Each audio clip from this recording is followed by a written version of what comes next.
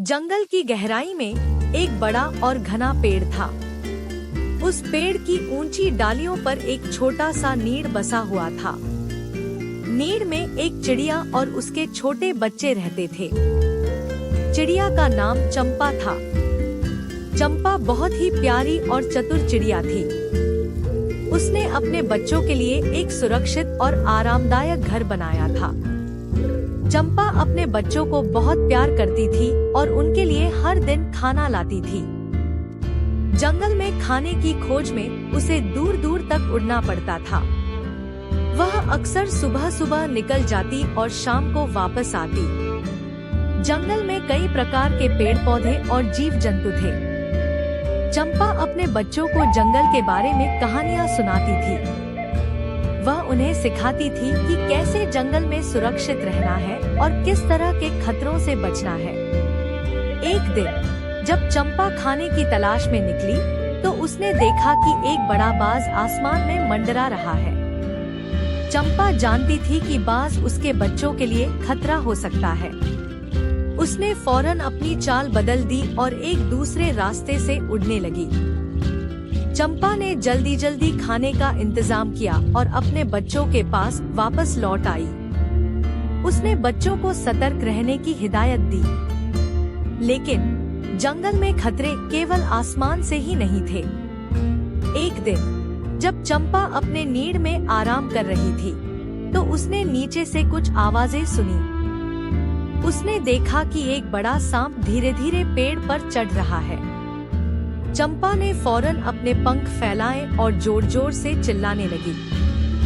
उसकी आवाज सुनकर जंगल के दूसरे पक्षी और जानवर भी सतर्क हो गए। सबने मिलकर सांप को भगाने की कोशिश की।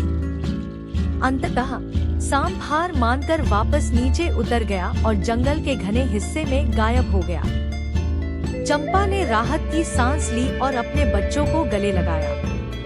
उसने उन्हें समझाया कि जंगल में कैसे एक दूसरे की मदद से ही हम सुरक्षित रह सकते हैं। बच्चों ने भी यह बात गांठ बांध ली और वे और भी सतर्क और समझदार हो गए। समय बीतता गया और चंपा के बच्चे बड़े होते गए। उन्होंने उड़ना सीख लिया और अब वे भी अपनी माँ के साथ खाना तलाशने जाने लगे।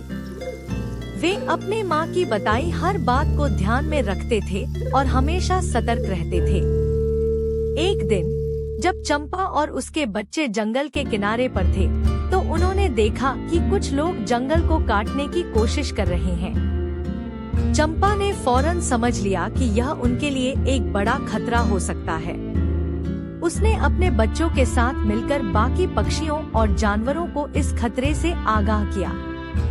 सबने मिलकर लोगों को रोकने की कोशिश की। चंपा और उसकी टोली ने जोर जोर से आवाजें निकाली और पेड़ों पर बैठकर शोर मचाया। आखिरकार लोगों ने हार मान ली और जंगल को छोड़कर चले गए। चंपा और उसके बच्चों ने अपनी बुद्धिमानी और एकता से एक बार फिर जंगल को सुरक्षित किया। अब पूरे जंगल में चंपा और उसके बच्चों की बहादुरी की कहानियां गूंजने लगी। सभी जानवरों और पक्षियों ने मिलकर एक जश्न मनाया और चंपा को सम्मानित किया। चंपा ने अपने बच्चों को समझाया कि जंगल में रहना एक बड़ी जिम्मेदारी है। हमें हमेशा सतर्क रहना चाहिए और एक दूसरे की मदद करनी चाहिए। तभी हम सभी सुरक्षित और खुशहाल रह सकते हैं। चंपा और उसके बच्चों ने यह सीख हमेशा याद रखी और जंगल में खुशी खुशी रहने लगे।